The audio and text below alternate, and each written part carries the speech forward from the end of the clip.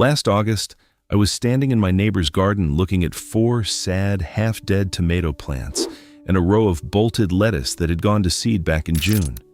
He looked at me and he said, "Well, that's the garden done for the year." And I just shook my head. Because right behind my own fence, on the other side of his hedge, I had a bed I'd planted in early July that was just starting to come into its own. Broccoli heads the size of dinner plates, carrots as long as my forearm, cabbages so heavy I had to carry them in 2 hands, and he had no idea any of it was coming. Here's the part that's going to surprise you. The single biggest mistake home gardeners make in this country isn't bad watering, it isn't bad soil, it isn't even pests.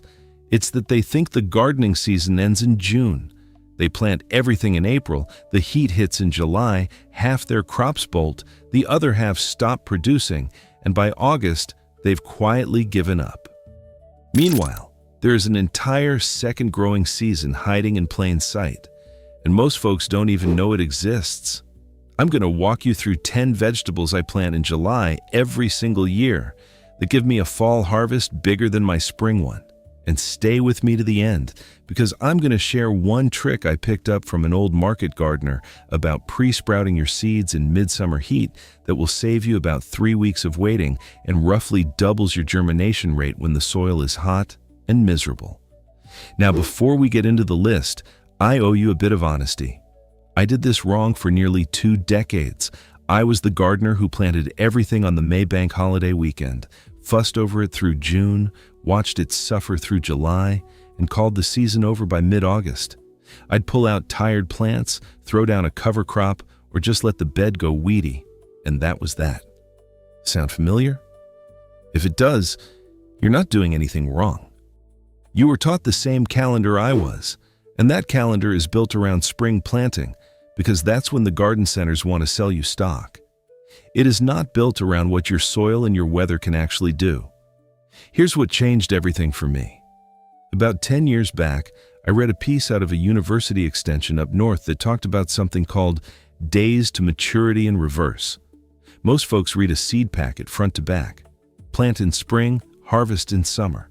What that paper showed me was you can read the same packet backwards. Take your average first frost date in autumn, count backwards by the days to maturity printed on the packet, add about 2 weeks for what they call the slow growth factor, because plants grow slower as days shorten, and you've got your July or even early August planting date for a fall crop. Once I started doing that, my garden stopped being a sprint and started being a relay race. And the second leg of that race, the autumn leg, has turned out to be the most productive part of my whole year, hands down. Let me explain why this works so well, because the science of it is genuinely beautiful. Cool season vegetables, your brassicas, your root crops, your leafy greens, actually taste better when they finish in cold weather. The plant builds up sugars in its tissues as a kind of antifreeze, and that's why a carrot pulled in November is sweeter than a carrot pulled in June. Same variety, same soil, completely different flavor. On top of that, a lot of pests that hammer your spring crops, cabbage moths, flea beetles, aphids, they're winding down by September. So, July planting actually skips the worst pest pressure of the whole season. You're growing into easier conditions, not harder ones.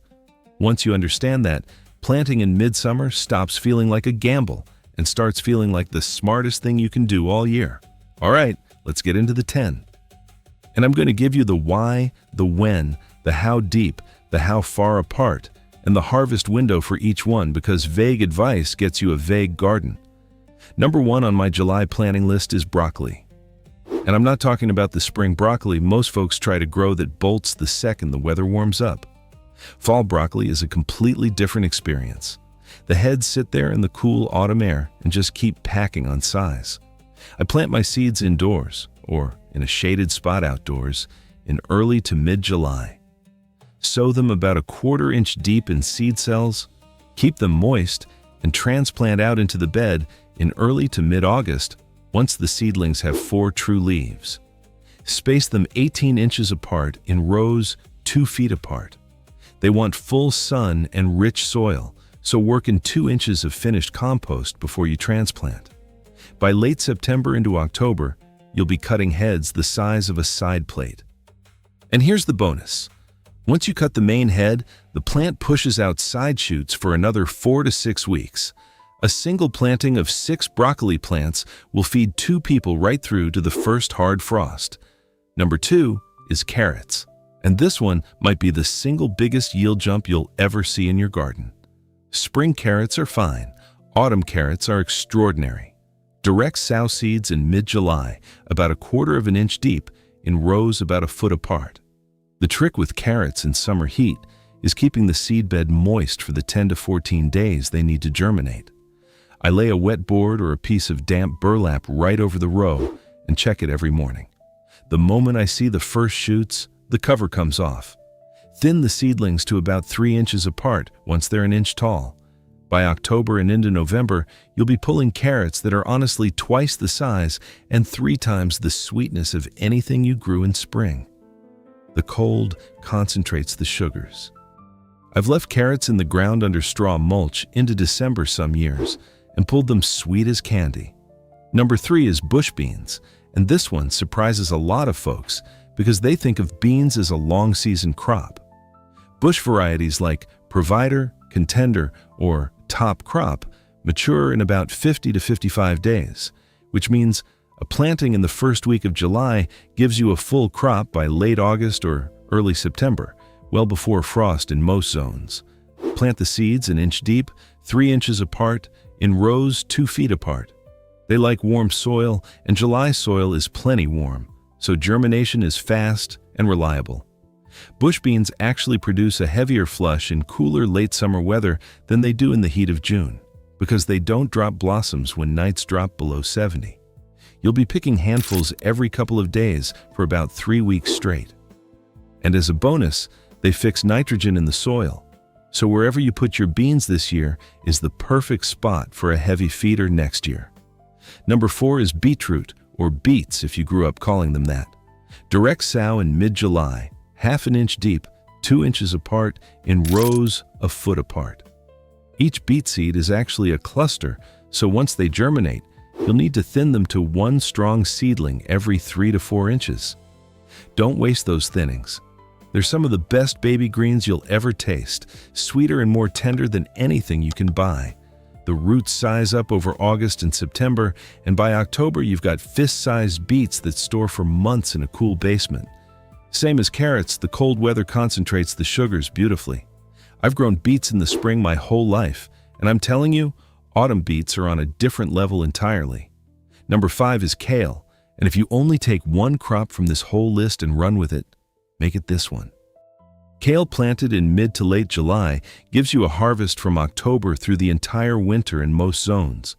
I direct sow and cells indoors and transplant out 3 weeks later, 18 inches apart, in rows 2 feet apart. Lacinato, Red Russian, and Winter Boar are the varieties I plant every single year. Once a hard frost hits and the temperature drops into the 20s Fahrenheit, the leaves actually get sweeter. I've harvested kale through Christmas with snow on the leaves, just brushed it off and brought it inside. 1 row of kale, 6 plants, will feed 2 adults' greens from October through to March. That is a return on investment you cannot get anywhere else in the garden. Number 6 is turnips. And I know turnips have a reputation for being a bit old-fashioned, but hear me out. Hakare is a Japanese variety I plant every July without fail. They mature in about 35 to 40 days, which means a mid-July planting gives you crisp, sweet, white turnips you can eat raw like an apple by the end of August. And the greens are some of the most tender brassica leaves you'll ever cook. Direct sow 1/4 inch deep, in rows 1 foot apart, and thin to about 3 inches between plants. They want full sun and even moisture. I do a second planting in early August for a longer harvest right into October. If you've only ever had a tough, woody, store-bought turnip, a fresh-pulled hakare from your own garden will genuinely change your mind about the whole crop. Number 7 is autumn lettuce, and the trick here is variety selection. Spring lettuce planted in July will bolt within 2 weeks. You need varieties bred for autumn growing. I plant winter density, marvel of 4 seasons, and red sails. Sow seeds shallow.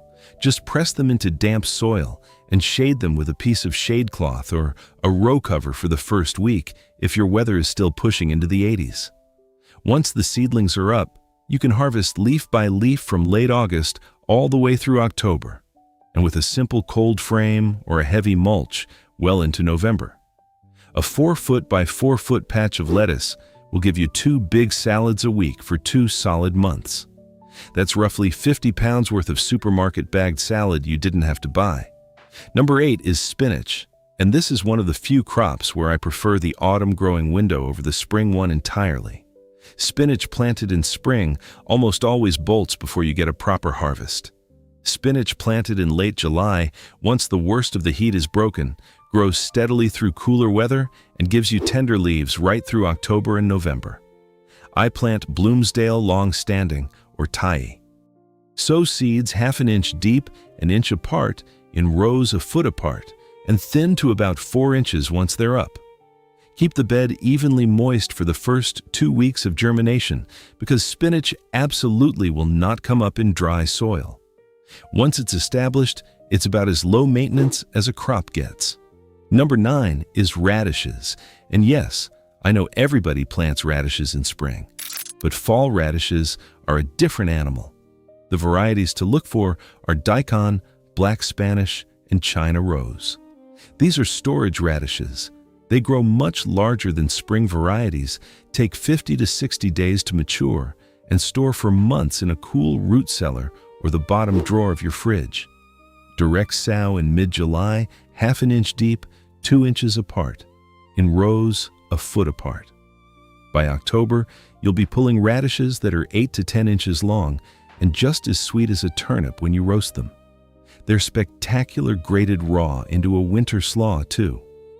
Most American gardeners have never tried these, and you've been missing out. And number 10 is garlic, with a slight asterisk. You don't actually plant garlic in July, you order it in July. Hardneck varieties like Music, German Extra Hardy, and Chestnut Red sell out by late August every single year. And the people who plant them in October are the ones who got their order in by midsummer. I take half an hour in mid-July, sit down with a cup of coffee, and place my garlic order for the whole year. Then, in October, I push the cloves into the soil 2 inches deep, 6 inches apart, mulch them with 4 inches of straw, and walk away until June. That's the laziest, most reliable crop in the entire garden, and the planting starts in July. Skip this step, and you're stuck buying soft, mushy supermarket garlic that's been sprayed with sprout inhibitor. Order now, plant in autumn, harvest a year of garlic next summer. All right, before I share that pre-sprouting trick I promised you, I want to talk about the 4 mistakes I see folks make every single time they try a fall garden. Because if you skip these, none of the rest of this matters. The first mistake is planting too late. Folks read advice like this, and they say to themselves, "Oh, I'll get to it next weekend, then next weekend," and suddenly it's the 1st of September, and they've missed the window entirely. Get your seeds in the ground in the first 3 weeks of July for most of these crops. Use that days to maturity backwards calculation I mentioned. Your average first frost date plus the days on the packet plus 2 weeks. That's your deadline. Mark it on the calendar. The second mistake is planting into exhausted soil.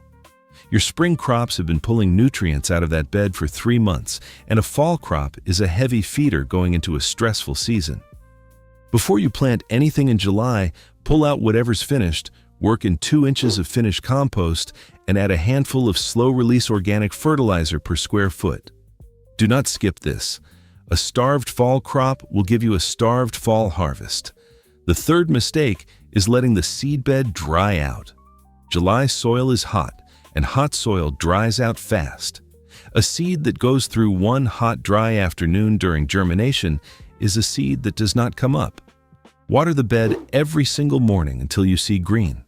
Use a wetboard or a piece of damp burlap over the row to hold moisture.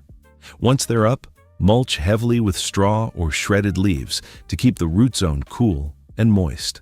The fourth mistake is forgetting about pest pressure during the establishment window. Cabbage moths and flea beetles are still active in July, and a tiny seedling is the easiest meal in the garden. Cover your brassicas, your broccoli, your kale, your turnips with a lightweight row cover for the first 3 weeks after planting. Once the plants are big enough to outgrow minor damage, you can pull the cover off. That one habit alone will roughly double your fall brassica yields. Now, here's the bonus trick I promised you at the start. And this one came from an old market gardener I worked alongside for one summer back in the late 90s.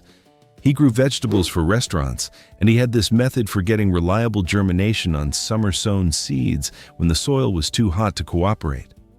It works on carrots, beets, lettuce, spinach, basically anything that struggles in a hot bed. He called it the damp paper towel pre-sprout. Take your seeds, say a packet of carrot seed, and lay them out on a damp paper towel. Fold the towel over so the seeds are sandwiched inside. Slide that into a zip-top bag and stick it in the warm spot of your kitchen, off the floor and out of direct sun. Check it every 12 hours. Within about 3 to 5 days for most seeds, you'll see tiny white roots, just a couple of millimeters long, poking out of the seeds. That's your signal. Now you take that pre-sprouted seed and you plant it gently into a moist, prepared bed, and you cover it the way you normally would. Because the seed has already broken dormancy in cool indoor conditions, you completely skip the worst part of summer germination, the part where hot, dry soil kills half your seeds before they ever come up. I tested this side by side one year. One row of carrots direct sown the normal way, one row pre-sprouted. The direct sown row gave me about 40% germination because we had a hot, dry stretch right after planting. The pre-sprouted row gave me 92% germination, and the seedlings were a full 2 weeks ahead of the direct sown ones for the rest of the season. That is a massive difference for 30 seconds of work and a paper towel. Try it on your trickier seeds this July, and you'll never go back. So where does this leave you? You've got 10 crops, you've got the timing, you've got the spacing, you've got the 4 mistakes to avoid, and you've got the pre-sprout trick that doubles your germination in a hot summer bed. The window is now. If you're watching this in early to mid-July, you've got 2 clear weekends to get this done. If it's late July, plant the fast crops, beans, turnips, lettuce, radishes, and order your garlic. Either way, do not let this season slip past you the way I let nearly 20 seasons slip past me. I want to leave you with one last thought, and it's something that old market gardener said to me on the last day I worked with him. He said, "Son, the best gardeners aren't the ones with the best soil or the best weather. They're the ones who plant twice, spring and fall. 2 seasons, not 1. That sentence has been in my head every July for 30 years, and it's the reason my garden produces more food in October than most folks pull in all of June. If this gave you something useful, do me a favor and hit that subscribe button so you catch the next one. I've got a video coming up next week on exactly how I overwinter half these crops to harvest fresh greens in February. And drop a comment below telling me which of these 10 you're going to plant first this July. I read every single comment, and if you're stuck on timing for your specific zone, tell me where you are and I'll help you sort it out. Until next time, get those seeds in the ground and I'll see you out by the fence.